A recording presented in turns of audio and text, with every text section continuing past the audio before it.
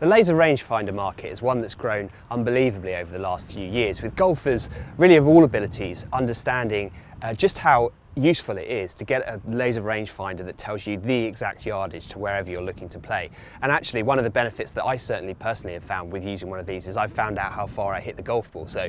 locking onto a flag and knowing that it's 165 yards away, trying to hit a 7-iron and realising that you can't get there is actually something that will benefit your game in the long run.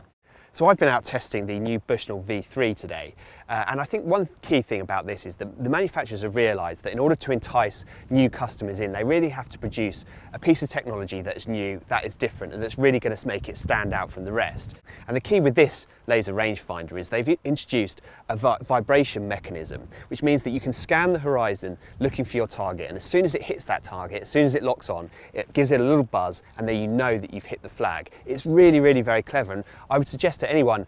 who wants to try that out, that they go to the range and do so. Ask the pro if they can take one out and use it on the range, because it's when you are able to pick out different targets, one from the other, very quickly, that you'll realise just how useful these are. For a lot of golfers, I think they feel as if their hands may be too shaky, that actually when it's really windy or if they're a long way from the hole, they wouldn't be able to pick out the target. Whereas this new Bushnell really makes it obvious when you have picked out your target. One crucial point, and I think about this, is that it fits really neatly into the palm of your hand.